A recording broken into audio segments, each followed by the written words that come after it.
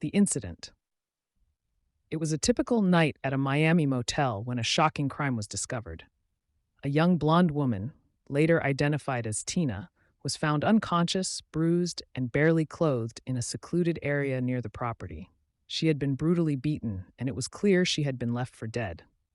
When she regained consciousness, she could hardly remember what had happened or who had attacked her.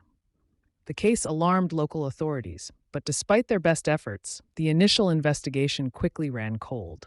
There were no clear leads, no witnesses who saw anything suspicious, and Tina's memory of the events was hazy, leaving the police with little to go on.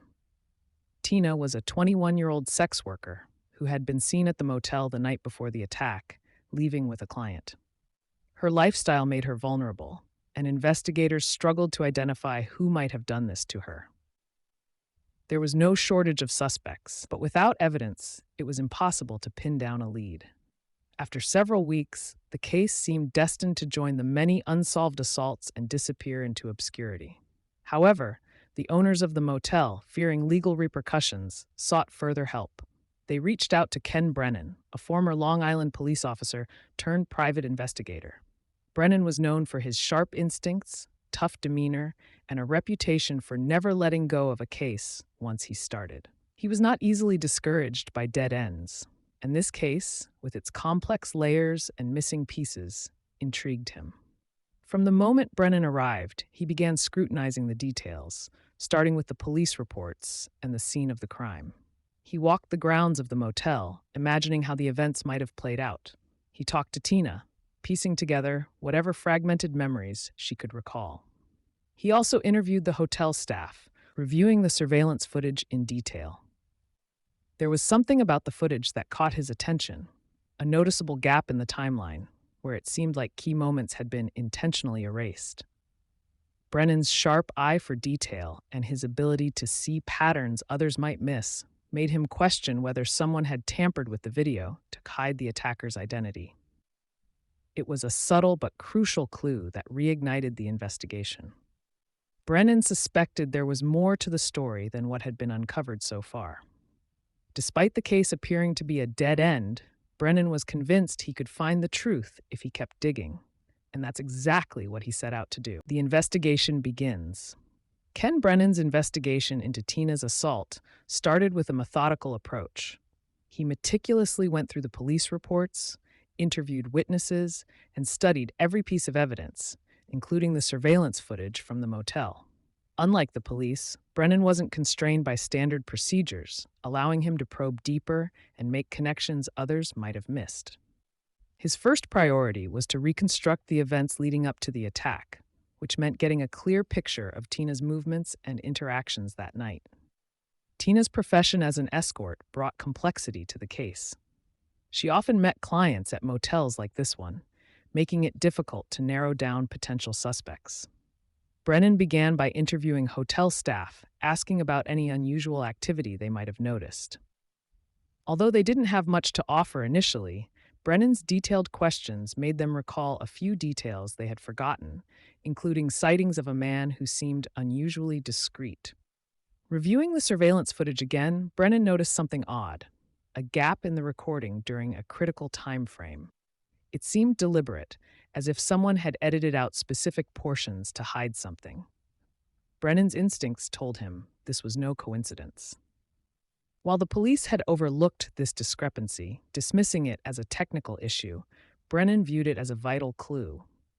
Someone had tampered with the footage to obscure their movements, and he was determined to figure out who. Brennan's next step was to dig into Tina's recent client list. This was no easy task, as it meant navigating the shadows of the sex work industry, where privacy is highly valued and people are often unwilling to talk. However, Brennan's no-nonsense attitude and ability to gain trust helped him find leads. He identified a few men who had been regular clients, but none of them fit the description of the attacker that Tina, with her fragmented memories, had been able to provide. Despite hitting a series of dead ends, Brennan's determination didn't waver. He continued to sift through details, examining hotel records, credit card transactions, and booking information. He was convinced there was a pattern that would eventually reveal the attacker's identity. Brennan's persistence paid off when he found a critical lead: a business traveler who had checked out of the motel early the next morning. This man, who had been overlooked in the initial investigation, seemed to match Tina's vague recollection of her attacker, reigniting Brennan's hope of cracking the case. A break in the case. Ken Brennan's tenacity began to pay off when he uncovered a key lead that the initial investigation had missed. During his deep dive into the motel's records, he discovered a business traveler who had checked out early the morning after Tina's attack. This man had kept a low profile during his stay, making a point to avoid attention. When Brennan dug deeper into his background, he found that this wasn't just a random guest. He was a regular at motels across the country during his business trips. Each stay seemed to follow a similar pattern, raising Brennan's suspicion. The man's behavior on the night of the attack had been carefully calculated. He managed to avoid the motel's cameras almost entirely, except for brief glimpses that showed him moving purposefully through areas not directly monitored. Brennan reviewed these short clips over and over, noticing small but telling details. In one of the few frames where the man was partially visible, he wore a distinctive wristwatch, and in another, a glimpse of a small tattoo on his forearm was visible. These details were small, but they were enough to give Brennan something to pursue. Brennan's investigation shifted focus to tracking this man. He pieced together the man's travel history, finding that in several cities where he had stayed, there were reports of women who had experienced similar assaults, though none as severe as Tina's. This pattern suggested that the man had likely been engaging in predatory behavior for a while, but had managed to avoid suspicion by staying under the radar. Brennan suspected that Tina's assault was not an isolated incident, but rather part of a larger pattern of behavior. Determined to find more evidence, Brennan began interviewing people who had encountered the man on his trips. Through these interviews, he learned that the man worked for a prominent corporation, which gave him the means to travel frequently. Brennan's questions started to make waves, and word of his inquiries eventually reached the suspect himself. Rather than lay low, the man became defensive, indirectly confirming to Brennan that he had something to hide. This break was crucial, as it allowed Brennan to build a more complete picture of the attacker. With the details he gathered, travel records, suspicious behavior, and small but telling clues from the footage, Brennan felt confident he was close to identifying the perpetrator. He just needed to confront the man directly, and for that, he had to make sure his case was airtight. With this goal in mind, Brennan prepared to close in, determined to bring the man to justice. The confrontation and resolution.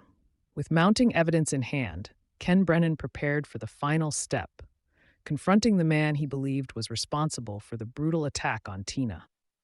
Brennan's approach was direct but strategic. He arranged to meet the suspect, posing as someone with casual questions about his business trips. The man, unaware of how much Brennan had already uncovered, agreed to the meeting, perhaps confident that he could maintain his innocence. During their conversation, Brennan remained calm and casual, slowly steering the discussion towards the night of Tina's assault. As they spoke, Brennan began to weave in the details he had gathered, mentioning the man's travel patterns, the similar cases in other cities, and the gaps in the motel's surveillance footage. He described the tattoo and the wristwatch that appeared in the brief clips. The suspect, initially composed, began to show signs of unease. His confident demeanor faltered as Brennan laid out each piece of evidence, one by one, like cards on a table.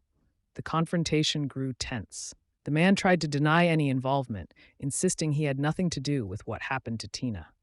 But Brennan didn't relent. He pushed further, mentioning the tampering of the surveillance footage, something that couldn't have been done without inside knowledge of the motel's system. Brennan speculated aloud, suggesting that the man had gone to great lengths to cover his tracks, but had left just enough clues for someone to find if they looked closely enough. Faced with the accumulation of evidence and Brennan's relentless questioning, the man began to break. Finally, the suspect confessed. He admitted to meeting Tina that night and, in a moment of panic and anger, assaulting her. He had tampered with the surveillance footage to hide his movements, believing he could erase any trace of his crime. but he underestimated Brennan's determination and attention to detail. His confession was enough to secure an arrest, and soon after, he was charged with the assault. For Tina, the resolution of the case brought a sense of justice, though the trauma she had endured would take longer to heal. Brennan's success was not just in solving a difficult case, but in his refusal to let it become another cold file. His ability to see patterns others missed, his relentless pursuit of the truth, and his strategic approach to uncovering hidden details were crucial in bringing the attacker to justice. The story concludes with Brennan reflecting on the case, a reminder of the complexities of human behavior and the dark secrets people try to hide. It also highlighted the importance of persistence and how sometimes even the smallest clues can lead to the truth when someone is willing to look hard enough.